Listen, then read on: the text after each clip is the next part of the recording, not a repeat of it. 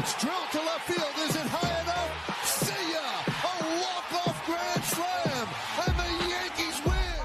And he drives one to right field over toward the line. Long run for Laureano, and he home runs it, and the Mets win the ball game.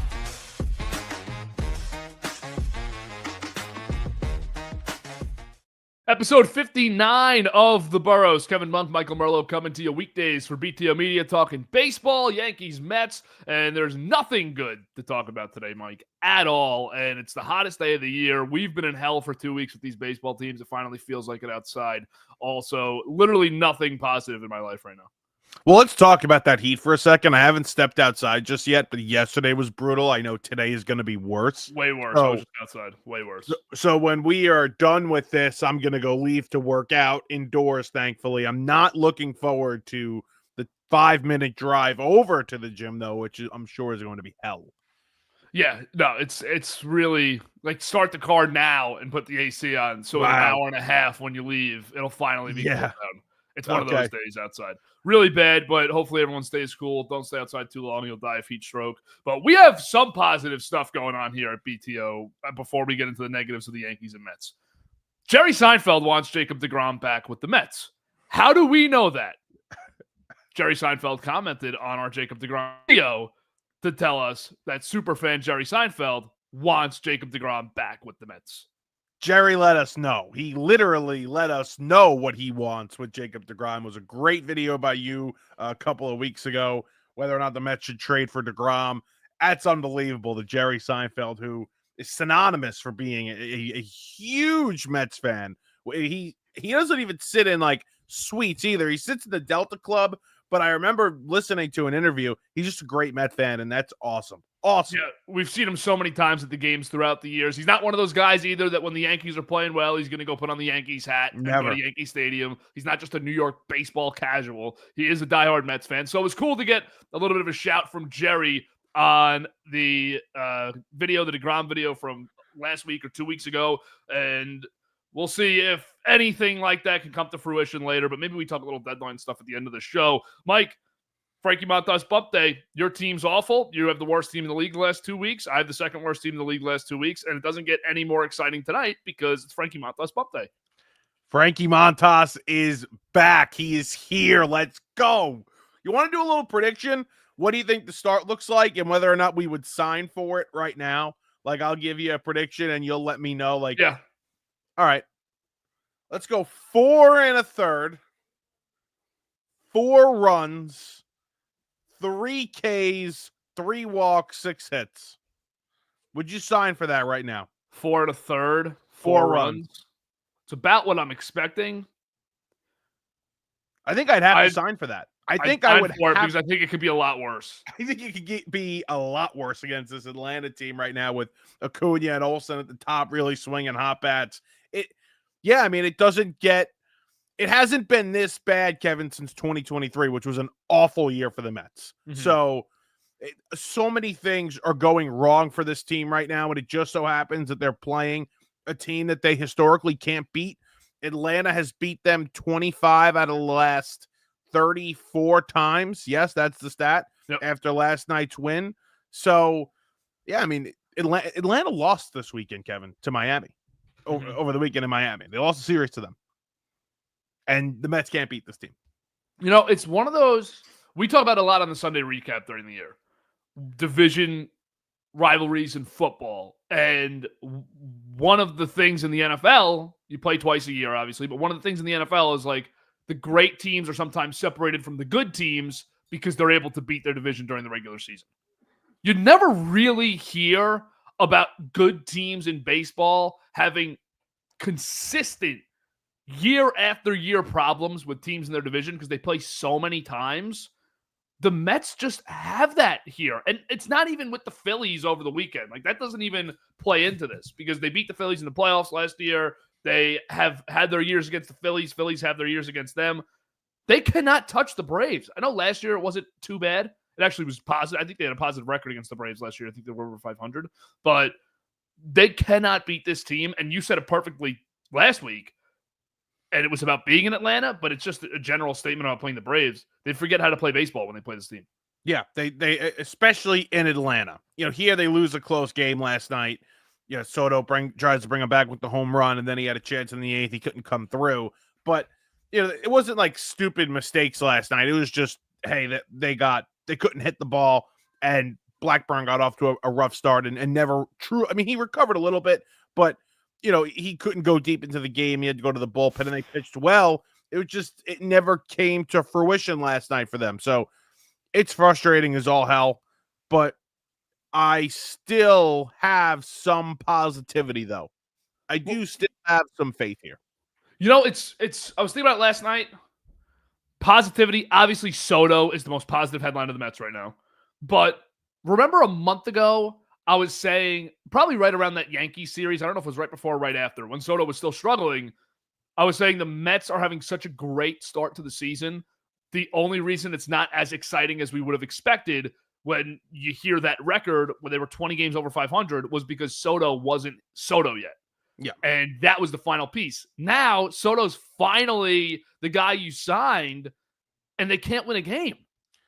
No, they're 1-9 in their last 10, and he's been the best player in baseball throughout that stretch. I mean, for June here, the only guys even comparable to him are Ronald Acuna Jr., Cal Riley, and maybe James Wood, but I still think Soto's been better statistically since June has started. So it is, that is incredibly frustrating because it's like, okay, I'll go back to Soto stinking and us winning games. Like, I'll sign up for that right now. As long as it means you're going to win some baseball games, they're going to get going, right?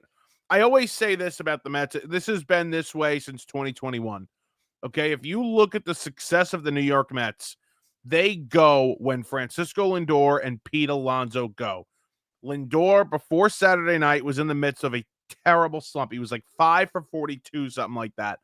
And Pete Alonso in his last 10 games has a 570 OPS, 1 extra base hit, 1 RBI. They go as Pete Alonso and Francisco Lindor go. So if those guys aren't hitting, the Mets lose games. That's how it's been. And even though they add one of the best hitters in the world to this team, it is still that way. If these two guys aren't going, they are not going. And it's very obvious now. And you see the numbers on those guys from the big picture of just looking at stats. Over the last 3 weeks, Alonso and Lindor's numbers have gone down so much. And they'll come back up. Will they get to the point where they were? I don't know if Alonso's will. I don't know if he'll get back to that 1,000 OPS guy. But Lindor, I think, will get back to that 860, 870 OPS guy and a potential top 5 MVP finisher. I just think Lindor's that player at this stage of his career. But they need to get all 3 of these guys in the timeline at the same time. And I think the biggest part of that was getting Soto going, because I was very worried that Soto was just going to have a season where he never was able. That San Diego year, I thought he was going to have one of those. The stats are good. He was a very good player, but I didn't think he'd ever this year get going the way we saw him get going with the Yankees last year, the way we've seen him get going with San Diego or with Washington before San Diego. So to see him get going like this, it encourages me. Because at some point, I think Lindor and Alonso get back on track, and then you have the murderer's row that you imagined in the top half of that order. But this is incredibly frustrating right now. And you also have Nimmo, who, since they moved him to the 2 spot, has been great, like great. So you're getting everything you could ever ask for out of Brandon Nimmo. I remember the conversations we were having late last season, early this year, about how concerned we were about the contract. I mean, the totality of it, I don't know if the last 3 or 4 years look good, but you're getting a very productive offensive player right now out of the 2 spot in this, change in the lineup they made about a month and a half ago, where they moved Soto down and Alonso down, and they're slotting different guys up to the 2 hole. It's finally working with Nimmo really feeling comfortable there and hitting. Yeah, and I was having this conversation. I was at the Yankee game on Sunday, and I was just thinking, we'll talk about Boone making lineups a little later on, but teams now have gone away from necessarily putting their top 3 hitters in the top 3. Especially, I get it if they're all righties, that you're not going to put them all in the top 3 and line them up. But a situation like the Mets, you'd think, 20 years ago, the top 3 in that lineup is going to be Lindor, Soto, Alonso. That's just how baseball went forever. And I'm a purist in the sense that I would also probably stay close to that. I'd probably hit Alonso 4, but I'd hit Lindor, Soto, someone in between that Alonso. I said that with Vientos before the season. That's what I would have done. Vientos stinks, though, and he's not playing right now. But let me get to my point. Do you think the spots in the lineup mentally for these guys, forget the protection aspect of it and what the context might be around your spot in the order, do you think the spot in the lineup really plays a role in how these guys perform? Because we saw it last year with Lindor getting moved to the leadoff spot. We saw it with Soto getting moved back to the 3 spot. We're seeing it with Nimmo moved up to the 2 spot. Do you think that just literally seeing your name in a different spot every night could change the way you hit? I mean, a little bit. I think, the obvious things are, for Lindor to the leadoff spot, you're the table setter now, and there's more of a responsibility, and you almost feel like more like a leader. And then with Soto in the 3 spot, when you have your leadoff hitter and the guy in the 2-hole hitting, you just have more chances now. You have more chances to drive guys in. So, because there's a good chance those guys are going to be on base, especially with the way they've been playing. So I think that changes everything. I do. And they've needed to get Soto going with runners in scoring position. His numbers are still terrible with guys in scoring position. And it hasn't really moved much since he moved there, but at least there's more chances and he's becoming more comfortable.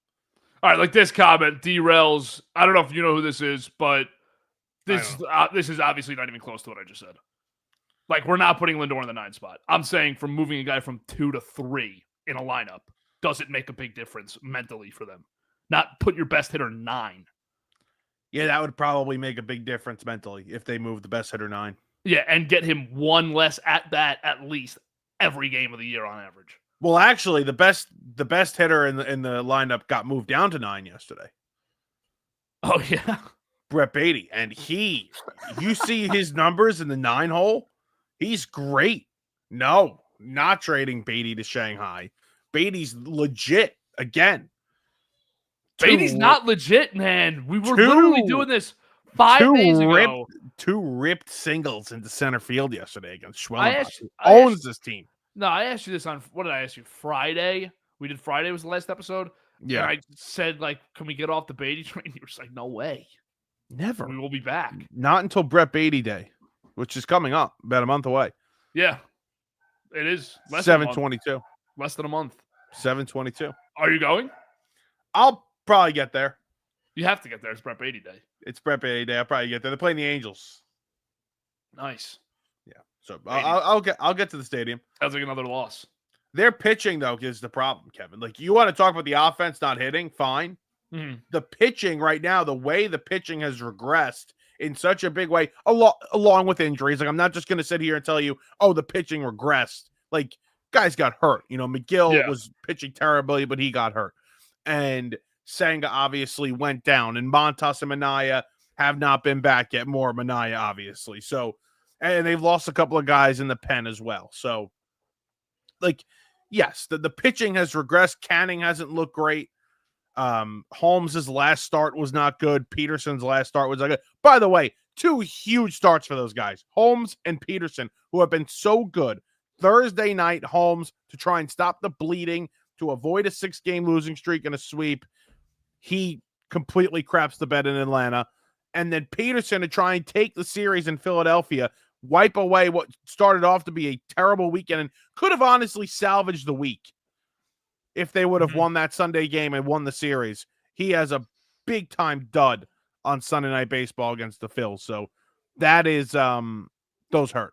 And they need a spark. I mean, I know it's an obvious statement. They need a spark for Montas here. I know he's been awful down in the minors. There's not much of an encouraging body of work the last few years, besides slightly average, below average even seasons that were good 4 or 5 pitcher seasons. Right. But you need a little bit of juice from this guy tonight to just get your team back in the right headspace. But when I'm looking at the Yankees and Mets, it's about they have to win. You're right on Sunday with the salvaging the game. They have to win consecutive games before I think they're out of this funk. Because the Yankees even win the series against Baltimore, but they don't win on consecutive days. Or no, they did. They won Saturday, Sunday. They won actually. Saturday, So my whole point's just totally crapped. But like again, and I get that. I don't want to like discredit what those guys have done all season long. I don't. But those are two huge spots, and we talked They had about, to come up. Peterson, especially on Sunday, had to come up. We've talked about. I think I had two different conversations with people last week about, do you really trust these guys in postseason games and in a postseason series, right? Specifically, Peterson and Holmes. Like, do you trust those guys? And those were as close to as you could get in June to high leverage spots, and both of them came up incredibly small. So I got to rethink that answer. And with Montas, I think we've seen, you know what, the thing with Montas is he got roughed up in AAA. There's no doubt about it. There's no defending that. But like, guys get roughed up in spring training and then come to the majors and start the season and they're fine. I'm not saying Montas is going to be lights out. I'm just saying, like, I think he's probably going to shock some people tonight. And not in like a big way, but I don't think he's going to get absolutely rocked like he was in AAA. Yeah, I agree. They need that. They absolutely need that tonight. They need him to keep him in the game tonight. You cannot go down 3-4 runs because of Montas tonight. And that's all they've been doing, is going down. They just go down, especially to Atlanta. They're going, besides the one game where they ended up losing it and blowing the lead, they're just going down in all these games. Just playing with a lead right now is so rare and difficult. Getting that first one. That's why I was shocked the Yankees won the game on Sunday. Was because they went down. They were down the whole game. Right, they're down 2-1 most of the game. And it just, the way these 2 weeks have gone for both of these teams, it feels like once you lose any lead or once you just go down in a game, it's over. Because they haven't been able to pick up the pieces offensively. So it's on both. It's on the shoulders of both the pitchers and the hitting, but the pitchers have to step up even more right now. And, you know, giving up the first 3 runs of a game and then going 6 innings with 3 runs allowed, that doesn't work. You need to start game strong. You need to start game strong right now. Give the team a chance. Just give it, because you're down 3-0 early last night. And you know you've had a hard time scoring. And then they threatened in basically every inning beside that Blackburn was pitching. It's not what you want. It's not what you want. But I don't have this. Like if this was any other season with any other team, Kevin, I think I would like already be sounding the alarm, like, oh, the season's over. And for whatever reason, I'm not doing that. I still have this weird faith that this team is still very good, and they're going to come out of this. They're going to get the guys back here the next week or two, and they're going to figure this thing out. I really, truly believe that. I still do think they need to add not, world beater bat and arm, but they need to add a significant piece on both ends. I don't know about significant piece. I think right now they need a Jeimer Candelario kind of signing, who just was released, by the way. Like that right now, because they cannot continue to employ Jared Young. Ronnie Mauricio will go down for Mark Vientos when he comes back in a day or two. And then Jared Young has to be released, and you have to get somebody competitive there until, you obviously replace that left-handed DH with Winker when he's back. Yeah. But I don't think a significant move offensively at the moment is necessary, because I need to see how the lineup looks when Alonso's not in a really bad slump and Lindor's not 5 for 40 and Vientos is back and you have some production at third base /DH and Jared Young's not in the lineup along with Ronnie Mauricio and Luis Angel Acuna and Francisco Alvarez.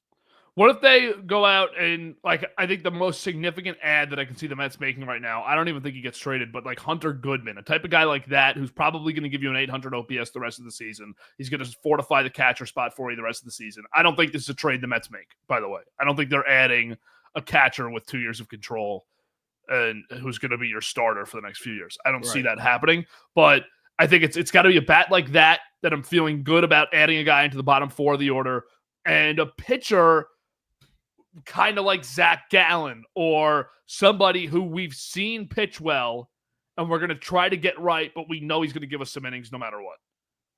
How about Sandy Alcantara? would the Marlins send him to the Mets? I think for the right price they would. At this point, probably. You probably have to overpay slightly. But even the overpay for him right now is not that much. But yeah, one of those guys. Jeff Passan just released a top 50. Kylie McDaniel and Jeff Passan released top 50 trade candidates. And the top 30 of them have like a chance to be traded next to their name. Want to dive into it? Yeah, we'll go. We'll see if you can guess number one. Number one, is it a position player? Yeah. Not really talked about, but it's possible. But obviously, really. Well, does the list go by like fifth? Number one is the best player on the list. Number 50 is the 50th best player on the list, or is number one the most likely to get traded, and number 50 is the least? No, it's like ranking based on how they've played this year. AL or NL? AL. It's got to be a Red Sox. That is correct. The only guy I think of is Bregman, but he's got $40 million on the contract. It's Alex Bregman. 10% chance though he gives. Okay, let me pull Number two is a Red Sox as well. The Rafaela? No. Who is it? Other outfielder. Duran? Yeah, 25% chance. And I mean, they get a lot for both those guys. Yeah, they listed the best fits for Bregman. Cubs, Tigers, Yankees, Mets. Yeah, I was going to say the Mets, I feel like the Mets would make a ton of sense for it because you have to find somebody who wants to pay that. Yeah. Whatever the remaining is. And then I think he has the option, right? So you have to find a team that's willing to commit to him next year also if he decides to stick around. Yeah, I wouldn't hate that. I would not hate that at all. Especially if Vientos comes back and is struggling. It's interesting. And then Sandy's 3, Freddie Peralta's 4, Eugenio Suarez is 5, Seth Lugo 6, Gallen 7, Merrill Kelly 8, Josh Naylor 9, Ryan O'Hearn 10. So there's a clear, it's a lot of D-backs, a lot of Red Sox. Those are the big-time selling teams. So I guess, this is what's interesting right now about the trade deadline is because the expanded playoff has just squashed so many of the potential moves because how many of these teams think they're in? But he's really confident right now that Arizona's at least going to sell a little based on this article. Yep, they're going to sell. I think they're going to sell too. I think they should. I think Gallen is a guy Gallen and Kelly are guys they should absolutely be trading because you're not going to have them on the team next year. Yeah, you're 2 games over 500. You're 2 back of San Diego there. I don't know. I just think that the injuries that they've dealt with there, especially with the rotation, with Burns, I mean, do you really think that they are going to make a serious run if they got in? Yeah, they just lost Carroll too, by the way, fractured wrist. I think you have to look at it objectively if you're the general manager there and just say, we're the 4th best team in our division. Yeah. San Fran's better than us. San Diego's better than us. LA's definitely better than us. We just have to look towards next year and try and build this up because you're not going out and getting Kyle Tucker this offseason. That's not your team's MO. That's not how you're going to get better. So get some prospects back. You can get some good players. I mean, Eugenio Suarez is one of the best third basemen in baseball this year from a production standpoint. So he probably is leading the way in production. Right. So, you can get a lot for him. I would trade the guys on expiring contracts, and I like Naylor a lot. I thought they re-signed Naylor. I guess they didn't. He's no, free they agent didn't extend him. That was just we all kind of assumed that they would at some point, but he's probably going to be an unrestricted free agent. He's going to be right. He's going to be a free agent. I mean, I would trade him, although I would also try and get a deal done. But you could always do that after you trade him and get some pieces back for him. Make a Chapman Yankees move there. But either way, it's fascinating. It's fascinating how this trade deadline is going to unfold because Boston is, I think, a huge question mark, along with Arizona, who's a little less. Baltimore Orioles, Kevin, they're sneaking back into this thing a little bit. They're looking back good. up, man. They got a couple of pieces there that could be moved if they were to sell. You get a lot for O'Hearn. Get a lot for O'Hearn right now. A lot for O'Hearn. Cedric Mullins will cost you a little pretty penny. Yep. If they want to get rid of Eflin there, they can. Very interesting. See if the O's can climb back into this thing. Don't think they will, but they are, because Gunnar now is hitting. Right. And that's what they were missing big time to start the season. But they're 10 games under 500 right now. They're 6 back of Boston for 4th place. 5 back of Boston yeah, because they have Boston's played 2 more games. Yeah. You know what the problem is? Toronto, to me, like, you look at these teams that are ahead of Baltimore in just the wild card standings. You know, Boston's fringe. What are they going to do? They're going to sell. They're going to not sell. Right? I don't like Toronto. I don't think Toronto's very good. Now, Tampa Bay, I think, is for real, and I think they're the best wild card team here, and they have a serious chance at, I think, beating the Yankees for the division. I believe that. But like the rest of those AL teams competing for that wild card spot, I mean, Seattle, Cleveland, Kansas City, the Angels, Texas. Like I believe in what this Orioles team could do if they seriously got hot here and made a run. Like, maybe they don't buy, but at least they're not selling off. Maybe they could get there. Maybe. You look at the top 5, 6 in the order, it's one of the better ones in the AL easily. So, you know, Adley's been out, but the great Gary Sanchez steps in for him. And they're looking to make a run right now. I could see him getting back into it, but not into a postseason spot. But I could see him getting into it to a point where, you know, August 10th, we're saying, all right, they're 4 games back, they're 5 games back. One more little run in here. They win their games against teams in the wild card, those other fringe teams, they have a real chance of getting in. But I don't think they will. Because I have to stick with my guns here that Baltimore is not getting in the playoffs. Stick with your guns. Before, one last thing on the Mets, were you surprised they sent down Alvarez? Yes, I was, because I thought we were past the point where they would have done it. I agree. I was shocked. I kind of jokingly said it a couple of times to a few friends earlier in the month. It was kind of joking, kind of not, excuse me. And the defense, the offense was so bad it was affecting his defense. Yeah. Because there were points in his young career where he was getting slightly better defensively, and this year you haven't seen any of those improvements. Mm-hmm. So the offense was affecting his defense. His offense was so poor, and defensively everything was shot. I don't think they had a choice here. I think they had to move him down and get different coaches, different guys in his ear, in his head, and hopefully figure this out. If 6 weeks from now, let me first ask you this. How long do you think this is supposed to be for? I think it's a little while. I think it's at the very least 2 weeks. Okay. I was going to say till the All-Star break. I think it's probably to the All-Star break. So let's say we're sitting here at the All-Star break. We're also a week before the trade deadline. The Mets catcher position is just not good. Torrens is not able to carry the load of a starting catcher, and Alvarez down in AAA is not showing improvement. Does he get called up, or do they go ahead the catcher? I don't see, the catching position, we've talked about it so many times with the Yankees. Like, feel blessed in what you got with Wells, because when you get offensive production like that, you could complain about his defense. It's fine. But when you get offensive production, even like his, you should be lucky. I'm not sitting here thinking it's a must add. Okay, that's fair. The position's just so devalued now. There's so many other areas where offensively, if you're still struggling, they could go add. And you're looking at the teams in the NL that you're competing with. The only team with a serious threat at catcher is LA. Right, because even Real Muto stinks. Yeah, and he's one of the 3 or 4 best catchers in the NL. Right, so it's I'm not sitting here overly concerned about what they're getting out of the catcher spot. I'm just thinking, it's at some point they might have to add a quality backup at least. That's fine. Yeah, Sanger. I mean, I don't know how much he's going to play. We know he can't hit.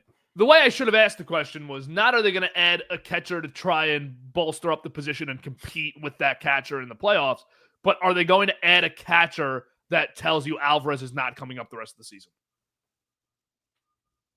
No. Unless somebody gets No. injured. I think they'll bring him back up. And the hope, obviously, is Alvarez goes down to AAA and just completely rakes, gets his head right, and comes up with a different mindset. Yep, 100%. I would keep him out till after the All-Star break, though, because I think Lorenz can hold it down enough every 2 out of 3 days to. It's so funny. Like, his numbers have dropped significantly. You look at his baseball savant page, which I'm not a huge savant page guy. Everything is red. Everything is bright red. It's insane. He's one of the best backup catchers in the league, which means first of all, he's definitely a top 30 catcher in baseball. Yeah. But he's one of the best backup catchers, which means he's capable of starting too, because the gap between the worst starting catchers and the best backup catchers, it's almost like the best backup catchers are better than the worst starters. Yes, they're just not on a team that they can start. We'll see if he can handle this. Gary Cohen said it. The weather's getting warmer. He's really going to be catching majority of the days. Can he handle it? Today's going to be hell. I'd ask Mendoza for a day off today. Well, you'd be considered soft there, Kevin. I'd say, Coach, I'm not doing it today. No, you'd be considered soft. I'd kick you off the team. Put Jared Young behind the plate. Jesus I cannot catch today. When is Jared Young off this effing team? When is it happening? I don't think it's happening for a while. Yeah, I don't think so either. Because Acuna sent down for Dickie Lovelady, which, by the way, your guy, Dickie Lovelady. I mean, what a name. And a nice lefty arm out of the pen. How about that? And we have a new sign. Did you see the new sign last night? No. Nice sign. It says La Familia. Real nice sign. Congrats. So we're a family. So the rest of the league is screwed now because the Mets have a new sign and we have Dickie Lovelady. They're really trying to find an OMG Grimace thing with these transactions the last day. Let's go. We're back. They know they can't do it without gimmicks. Nope. That's the problem. Is like we have all the players, we don't have a gimmick right now. Well, they just got one. They just signed a pitcher, and his name is Dickie Lovelady. Team's going to rally around him for sure. Yep, 100%. And the La Familia sign, which is actually sick. I'll send it to you. Don't send me that. No, I'm definitely going to send it. Yeah, Seth Lugo's an interesting 40% chance of trade. He's 6th on this list. Yeah. That's your guy. That is my guy. Probably cost too much, though. Yeah. There it is. Wow, awesome. That's sick. You guys are so good.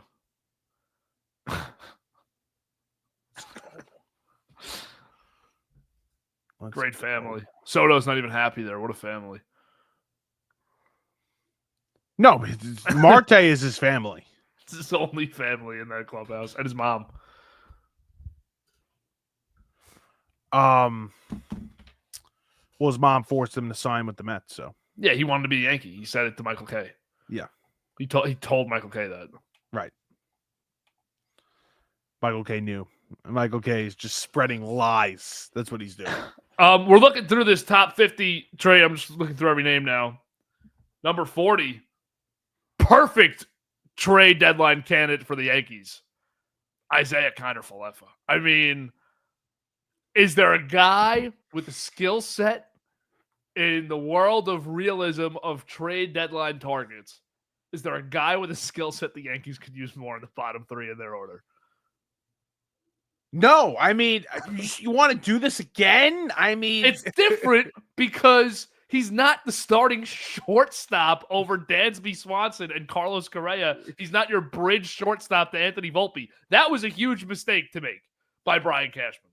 But when you're bringing him in to hit 8th or 9th and be your third baseman, IKF makes this team a lot better. I know Yankee fans don't want to hear that either, and they don't want to go down that path, and I totally get that. But when we're thinking of realistic trade deadline targets to make this baseball team better, IKF's one of them. I just don't know if he'd even want to come back to play for the Yankees. I mean, you send me, you send me the notes, like what we're going to do on the Yankees today, like the list of topics. And one of them is DJ sucks. So I'm like, all right, how bad is DJ been? Okay, so I take a look. And I'm like, DJ LeMahieu's been better than anybody they've I run out know. there at I'm second not- base. I'm not So proud it's of like, that. What are we complaining about? I wanted to have this Seriously, conversation today. what are we complaining about? And yeah, IKF had a big hit yesterday, actually, for the Pirates. But I mean, But I wanted seriously. I wanted to bring it up just because. Well, first of all, I said DJ sucks right after that loss to the Reds last night. Also, Nothing was DJ's positive. numbers are right there with Isaiah Kiner-Falefa. So, like, what are we doing here? We're just taking a crap on DJ for what? For what? He's been better than anybody they've run He out has there. been. Let me also throw this into the universe. DJ LeMahieu, I could be wrong here, but I think based on what I've watched the last couple of years, DJ LeMahieu is a better third baseman than Jazz Chisholm. And Jazz Chisholm's a better second baseman than DJ LeMahieu. But who's playing second and who's playing third? That doesn't make any sense to me. Take that up with your manager. I have a lot to take up with my manager today. 162 different lineups every season. Yeah, I don't get that. I get it. You're never going to have 162 of the same lineup every year. You're going to have your injuries. You're going to have your off days. But their 1 through 5 is completely different every day. Even Judge, you don't have a place for Judge to hit in the order. He's the best hitter in the world for the last 5 years. Is he a 2-hitter or a 3-hitter, Boone? With Soto, he was a 3-hitter. Without Soto, he's a 2-hitter. And that's not how he does the lineup. For a former player to not care about not only consistency about where you're hitting, but I ended up watching the video last night with Clint Frazier and how he talked about moving guys around in the analytics department, not believing in, oh, you're hot and whatnot. And what do you call it? Scheduled off days. Yeah.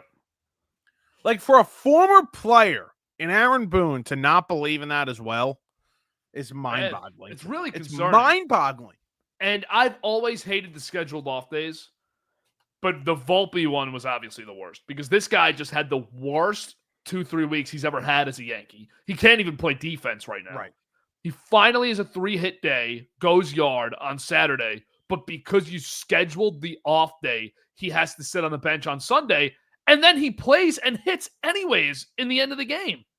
Right. And then Monday, he makes the bad error that leads to a run. He's terrible at the plate. Boone deserved that. Volpe didn't. Boone deserved it. The same thing happened with Judge. He got the scheduled off day that third game of the Kansas City series. He'd hit 4 home runs in the prior 3 games. He got a scheduled off day when they swept Kansas City. They won that game 1-0 on that fluky run that they scored on the Goldschmidt ground ball at the first. But Judge didn't get a hit for the next 5 days.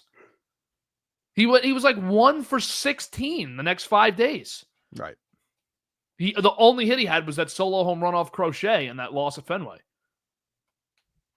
So it's just you're right. For a guy who not only he has been in baseball forever, his dad is a legendary baseball figure. His brother has been in baseball forever. They're the biggest baseball family going right now. They're the closest thing to the Mannings in Major League Baseball. Are you kidding me? Seriously. Mike, who else? Kidding me? Who else has 3 people who have stayed relevant? Closest thing to the Mannings? I didn't say they're close to the Mannings. I didn't say they are the Mannings of baseball. They're the closest thing because there's nobody else.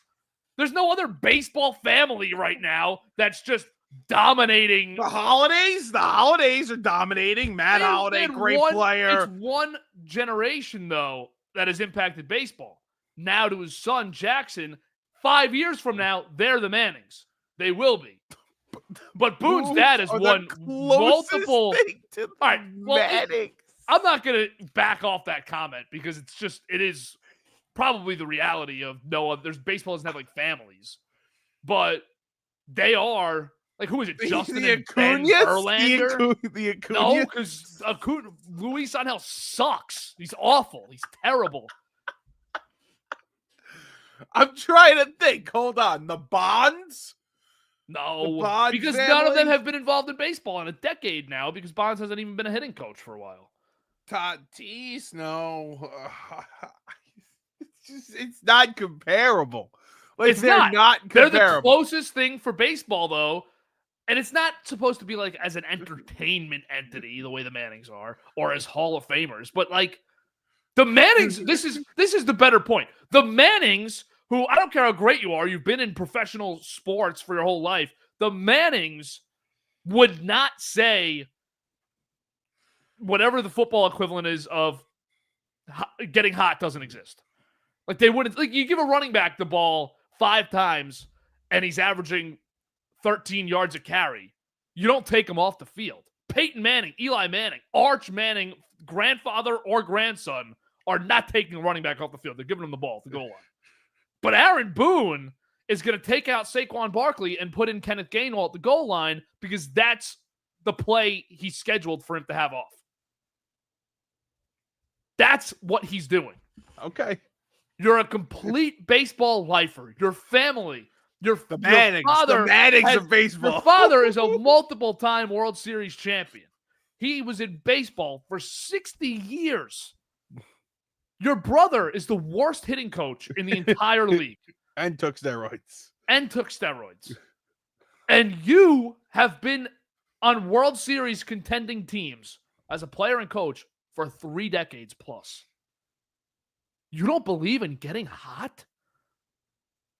You don't put Aaron Judge in a locked-in lineup spot every day? You have to make your lineup lefty, righty, lefty, righty, lefty, righty, lefty, righty, lefty, righty the whole way down? Are you kidding me? Like, what is Brian Cashman brainwashing these people with in the front office to get them to buy into this analytic nonsense? Like Clint Frazier said, they hired a bunch of rocket scientists. Who the hell knows? It's so bad, Mike. It's so bad because the least you could do is have a top 4 in your order. It's not hard with the Yankees either to create a top 4 here. At least let's get some consistency with the top guys. I agree with that. You want to switch up the bottom. I mean, everybody switches up the bottom of the lineup. Everybody does. But to not have Judge hitting in the same spot on most nights, on 60, 70% of nights, that's pretty incredible. And you have Grisham and Rice. Grisham's starting to hit a little bit right now. Rice had a nice weekend, but Grisham and Rice have been terrible the last month, especially Rice. I understand they're going to play against righties because Goldschmidt's not hitting righties at all. So I get that they're both going to play against the right-handed pitching. But you have the best hitter in the world hitting 3rd behind Grisham and Rice when they're in the lineup. What is that? And it's not even like Grisham is always the leadoff and Rice is always the 2. They'll play 2 days apart. They'll hit really well as in their lineup spot, and then he'll flip them. So Rice leads off and Grisham hits 2nd. Like, are we just throwing darts on a dartboard here to make the lineup every day? He wants it different every night. He needs to be fun every night to create the lineup. Pisses me off. How many times have they had the same exact lineup this year? Do we know that answer? No, I don't. But they have, like, usually throughout the season, they have 120 plus different lineups. It's insane. Last year, I think they had like 111, 112 different lineups, and that was with a locked-in top 3 with Torres, Soto, Judge. Right. The guys. And then, the best top 3 the Yankees have ever had, probably. But and it pisses me off that he can't do this, that he has to do this lefty-righty thing because Judge now has no protection. They can't hit with runners in scoring position because the only guy that can do it right now is Judge, and they don't even pitch to him with a runner in scoring position, which is fair, but maybe if... Why pitch to him? Maybe he'd get more opportunities if he wasn't wedged between the 2 worst hitters in the top 6 every day. Even just the optics of, okay, Giancarlo Stanton's up after Aaron Judge. I don't want to put 2 or 3 guys on base here. Right. I don't want to just walk Judge for Stanton because that could be a mess. Jazz Chisholm's been the best hitter on the team since he came back. He's been better than Judge because he actually sees pitches. Jazz is the only guy right now that is a serious threat besides Aaron Judge. So how difficult is it to hit him 3rd? Well, it shouldn't be because he's lefty-righty. Yeah. Righty-lefty. You have it right there. And, it should be easy. Grisham, Judge, Jazz, Stanton, Rice. I just gave you your 5. If you want to keep it lefty-righty. Well, in this scenario, Goldschmidt wouldn't play if Rice and what's-his-face are playing. Well, but even, like, whatever their best lineup would probably be I'm benching Dominguez for their best lineup because he just hasn't been He stinks. a top 3 outfielder on the team. He stinks. It would be Grisham, Judge, Jazz, or Bellinger, whoever you want to put third, fine if you have to do lefty-righty. And I'm going with that mindset of Boone has to do lefty-righty. Yep. So Grish, Judge, we'll go Bellinger because it feels more practical with their team. Stanton hits 4th, Jazz hits 5th, and then 6 would be Goldschmidt. You're probably not putting Rice in your best lineup. 6 would be Goldschmidt, 7 would be Wells, 8 and 9 would have to be righties because it's Volpe and LeMahieu. That's your best lineup. How difficult is that to put out? Every night. Yeah, they're all healthy. Every night. You can do that. And another thing, Christian Campbell gets sent down. Francisco Alvarez gets sent down. Jason Dominguez isn't playing that much right now. Just send him to AAA. Yeah, you can. I thought you were about to play. I thought you were about to say Volpe. And that feels like a stretch. You could send Jason Dominguez down. Like, nobody is going to freak out about that. And if you sell it, you could be totally honest with everybody about it. You could tell him right away you have to pitch it to him as we just need you to get at-bats every day. You're going to be back up in a few weeks. We just need you to get at-bats right now. And then when you get asked by the media, why'd you send him down? We need him to get at-bats every day. He has not been one of the consistent 3 outfielders that we've been playing. We want to go with Grisham, Bellinger, and Judge right now. So, maybe in a week or 2, he's back with the club. We like what we saw from him, but he needs to get at-bats every day. That's not hard to do. He hasn't hit. So that's also another, like, he's been terrible. Offensively, he's been terrible. Yep. He's got a 712 OPS. He's got a 379 slugging percentage. He's been awful. And the other issue they have in the outfield is that Cody Bellinger, listen, when they replace Bellinger, when they replace Soto with, a Bellinger, right? And obviously a mix of other guys, but you bring in Bellinger. You needed him to be closer to that 2023 Bellinger in Chicago than 2024, and he's right on par with the guy you saw in 2024, which is, 18 homers, hitting 266, 750 OPS. He's hitting 260 right now. He's got a 773 OPS. He's not a bad player. He's not. He's been productive. He's been solid. But you needed a little bit more from him. You needed to see him take those steps in becoming a seriously solid player. And he hasn't done that. He hasn't done that for this team. And that's been a big loss. It has been, because he was the guy that was supposed to replace a majority of the Soto production. You weren't looking for one guy to replace everything, but Bellinger was that player, and he hasn't been. Has he been second or third? Because Goldschmidt's done most of the heavy lifting with that throughout the season. You've had, I think, Wells' increased production has probably played a role into that you maybe didn't expect, and Chisholm's increased production when he plays, but also Grisham. So Bellinger hasn't really been any of what they had hoped, but probably more of what we expected than what we hoped. Yeah. Very frustrating. Very frustrating time right now. It is. It's very frustrating. And obviously Volpe, we haven't spoken about him. He hasn't hit. I mean, he's done nothing. Defensively, he's terrible. And you were right about that. He's not an elite base runner right now either when he gets on. I think he's just over 50% on stolen base attempts this year. Let me look. Let's see. I have it right now.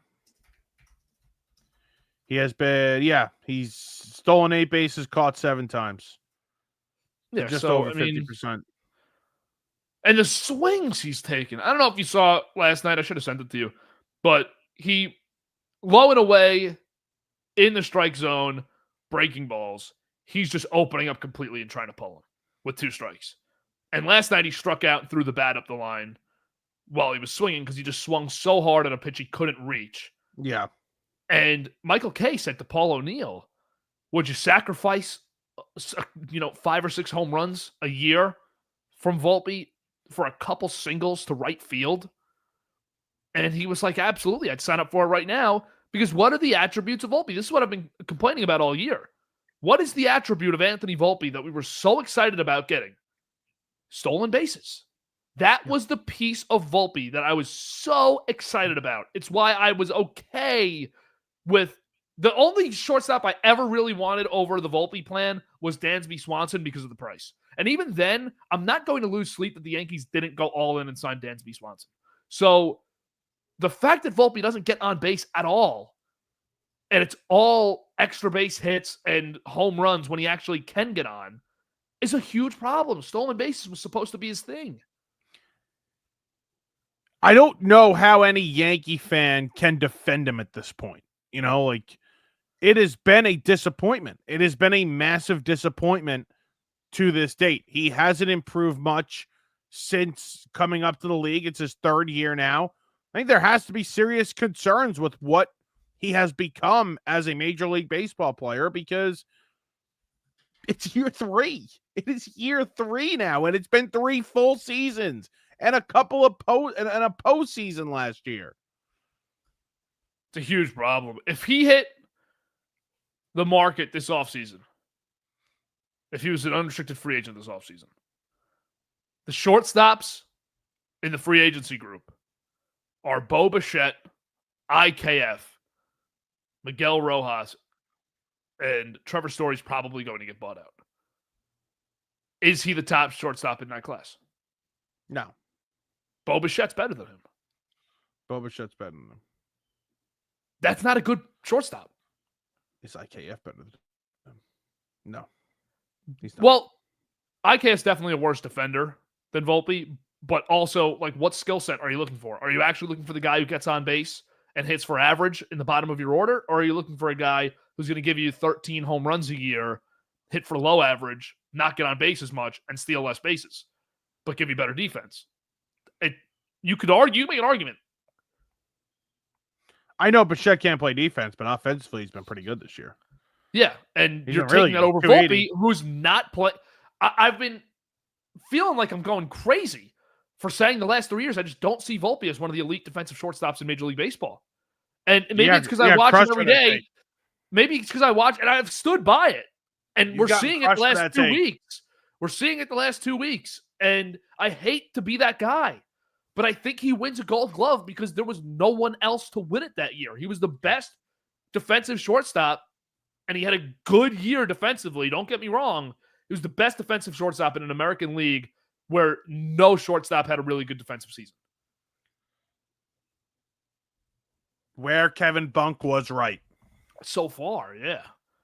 Where is he one of the 15 best defensive shortstops in baseball? Probably, yeah. But Yankee fans try to sell me like he's number 1. It's not even close. He's not even the best in New York. I watch both teams play. That's not even a conversation. It's not. I watch both teams play, and I watch Lindor and say, this freaking guy is a wizard defensively. One of the best defensive shortstops I've ever seen. Better defensive shortstop than Jeter was, probably. And but like, even at the peak of Jeter winning Gold Gloves, better. Lindor is that special defensively. Mm-hmm. And people try and sell me like Volpe is even in that stratosphere as a defender. He's not. No, he's not. It's a treat. It's actually one of my favorite parts about watching the Mets is watching Francisco Lindor play defense. It's awesome. It's awesome. It is so enjoyable watching him play shortstop. And Juan Soto making sliding catches in right field last night. He's going to be a DH within 3 years, though. Okay. So enjoy it. Enjoy it while you watch it. Okay. He's DH. He's going to be a full-time DH before Devers is. Okay. That's what I'm hearing. Yep. I heard Clark Schmidt, your guy? Mendoza asked him to play left. He won't play it. That's what's going to happen. He would go play it. Clark Schmidt looks great. Yeah, legit. Will Warren looks really good. Yep. Fried's been kind of shaky, but still his bad starts are 6 innings pitched. Besides the Dodgers start, his bad starts are 6 innings pitched, 3 runs. Yep. So you'll take that. Quality start.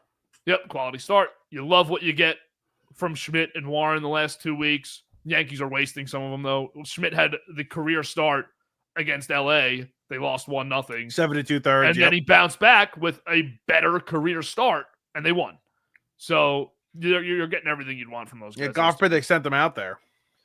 And right now, they have a little bit of a I wouldn't have sent them out there either.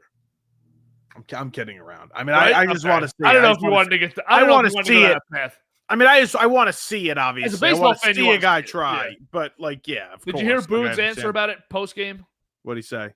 They asked him, and it was one of the few Boone answers I really liked this season in a post game. And he said, "I get it, what it looks like on TV and what it looks like when you guys watch it." he looked like he had his stuff, but he'd been telling me all week he was laboring a little bit. He told us throughout the start he was laboring a little bit, and we just weren't going to push that for him today. It just wasn't going to happen. And that's valid to just, if you know that behind the scenes, and he had 103 pitches anyways, but if you know that behind the scenes, like, obviously don't pitch him in. There's no need to push him like that. He's probably just giving up a hit next inning anyways. Yeah. So why blow his arm out in the process? But yeah, Yankees pitching, you feel great about it. Got to.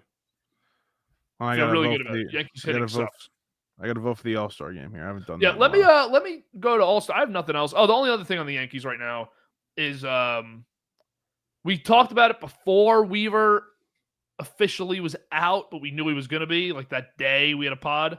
We discussed it, but how it could be a positive for Devin Williams. Devin Williams looked really good the last month, but now Weaver loses the game for them on Friday, gives up a home run.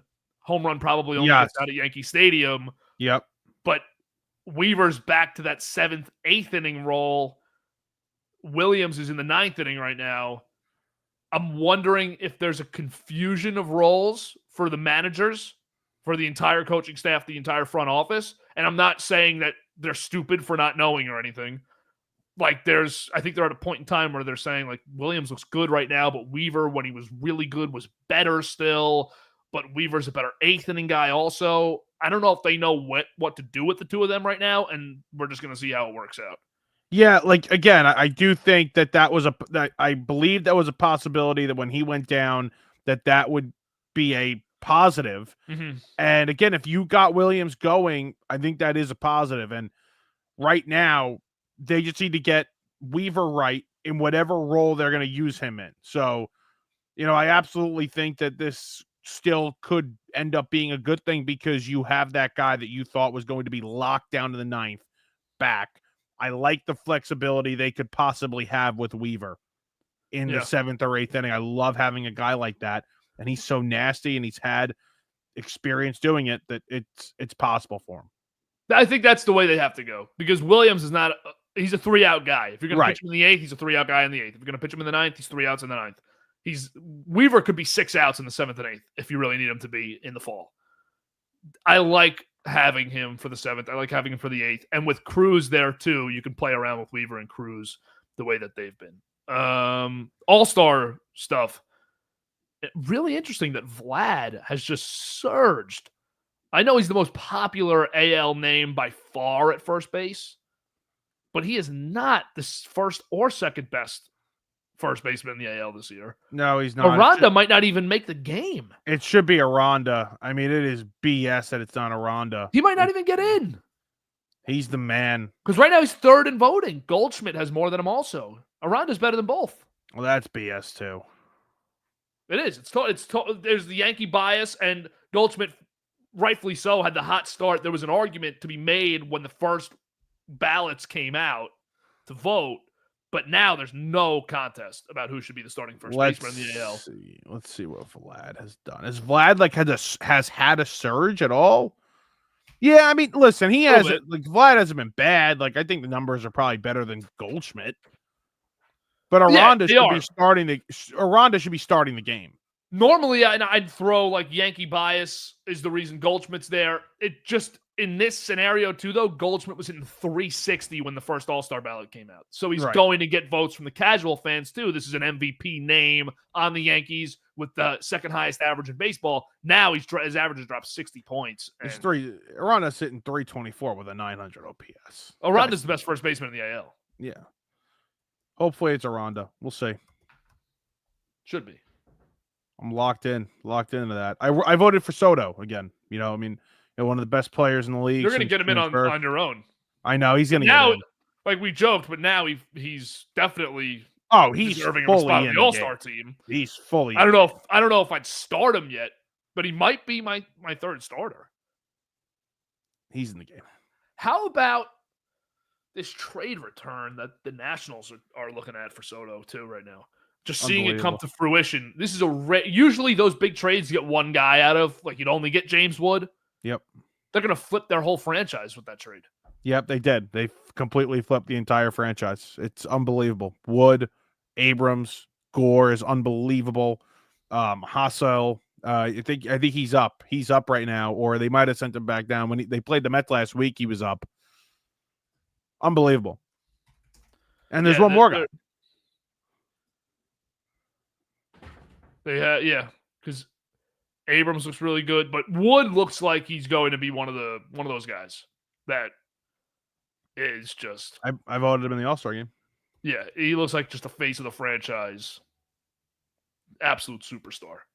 948 OPS, 22 homers, 61 RBIs, a couple bags stolen, 9 of them. Guy's a freak. He is. He's great. Good for Washington. Good for the Nats. Martinez got to get fired after this year. He might. Rizzo's the guy, though, there. Love Mike Rizzo. I've been all over the Nats for a while. I'm happy this is coming to fruition for them, and hopefully they start spending some money. Martinez has done a great job there overall in the tenure. Had just won one of the most improbable championships with them. I know that I think Rizzo and I think the management there loves him, but this just does not seem that to be, comment. You can't make that comment. It doesn't seem to be the right fit right now with this team. And to look at the talent they have, 13 games under 500 is not good enough. No, it's not. I don't care how good the NL is; it's not good enough. Well, 4-16 in the month of June is not going to cut it. No, it's not. They're the most talented 33-win team, or 33 and 46 team I've seen in a long time. Not that I remember all the 33 and 46 teams, right, but you never have one that you're talking about. Right, I remember all of them. They're all really, really. Well, your team has had a lot of them. Right. I've never experienced that. You're never used to this. No.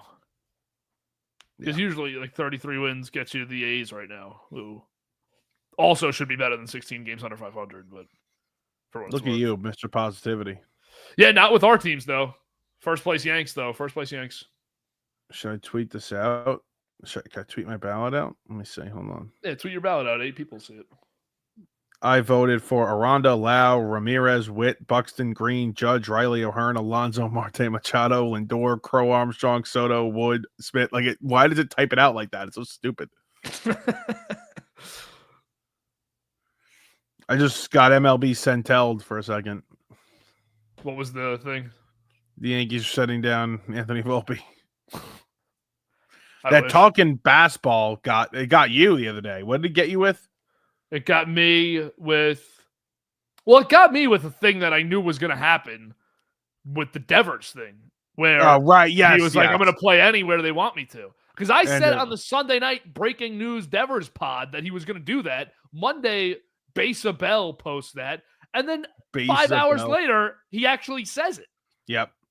I got caught with it too. And then it ends up happening. That was hysterical.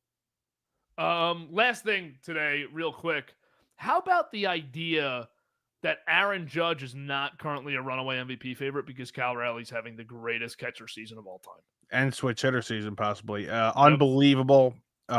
Judge kind of slowed down there, so he's really kind of let Riley into the race, but not enough could be said about what Cal has done. Big Dumper. My guy, Big Dumper. It's unreal. It's fun to watch. It's like every night now. He's just ready for him to hit a home run. Was he at 32? He won last night. Remember in the first week of the season, I had said I think this could be the year where Judge wins 2 legs of the Triple Crown with average and RBIs, and he doesn't win the home run crown. Well, Judge might lead the league in average and not get RBIs or home runs. Who did you think would lead the league in home runs? Well, at that point, Judge had 7, I think, and Raleigh had 9. Soderstrom had 10. Yeah. And I was just thinking these guys might just rake all year, and I could see Judge getting walked so much that he doesn't. Right. I do remember the conversation. But I mean, Raleigh's this is insane. Unbelievable. It's fun. It's so much fun to watch. He seems like such a cool dude too, you know? Yeah, and look through his career stats. I know he had the big production year last year with 34 homers, 100 RBIs. But career OPS, he's a 740, 750 guy.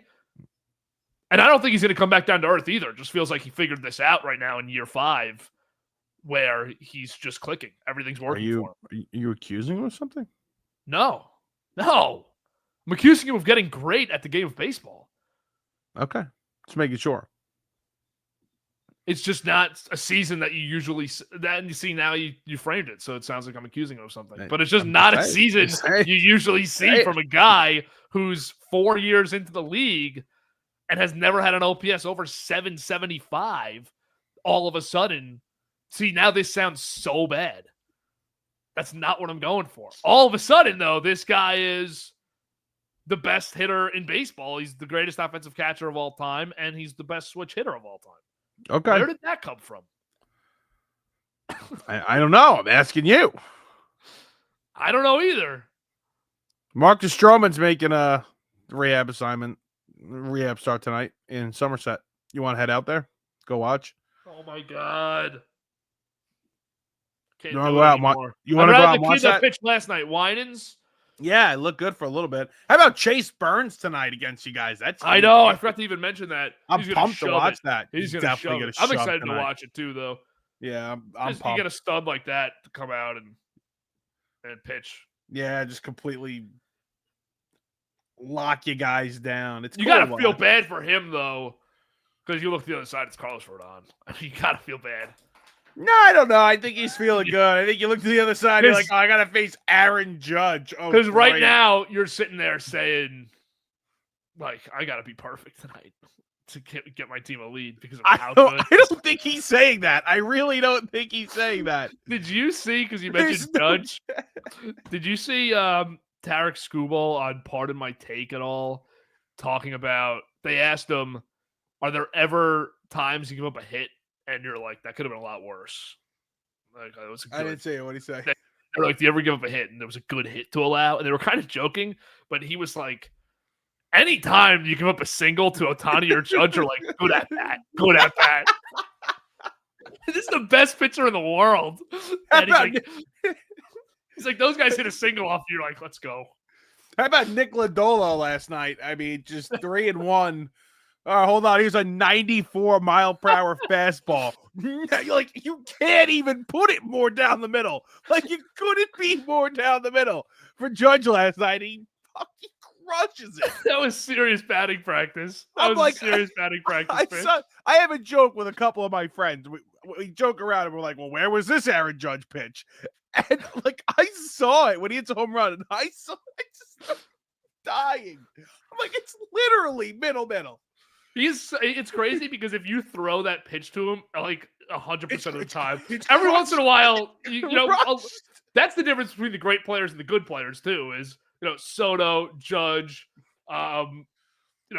Freeman, Ohtani. You throw him one of those, it's not coming back. But Judge right now, the last 3 years, it's 100% success rate. Pitch over the middle, bad pitch, basically bad pitcher's pitch is in the seats. Because you get those pitches as a hitter, as good of a hitter as you are, it doesn't matter. You're gonna get those, and he crushes them, man. Yeah. It's great. It's so funny. That's just not one that you wanted to leave over the plate. No. All right. Anything else today? I'm good here. I'm good too. Hopefully our teams get some freaking wins by the next time we come on here. Yeah, fingers crossed. Probably won't be likely, but probably end of the week, Friday, we'll jump back on here. We appreciate you sticking around, listening and watching wherever you get your podcasts. You can check us out after the shows, after the lives on Apple Podcasts and Spotify. You can also check out on YouTube for the NBA fans following BTO Media. You can check out the off-season video that we put out this morning. It's a little over an hour, but a lot of different segments. You can go through the timestamp, the timeline on YouTube to find each segment. So you can just skip to them. We talked a lot of KD trade, Knicks head coaching, the Thunder, the Pacers, the Eastern Conference, every single thing you can imagine, everything under the sun this offseason, possible trade deadline candidates. Me and Gabe at the Playbook, PlayBK on Instagram, went through all of it. So make sure to check that out. But we appreciate you sticking with us here. Check out our TikTok, Instagram at BTO Media for the short content. We'll be back with the Burrows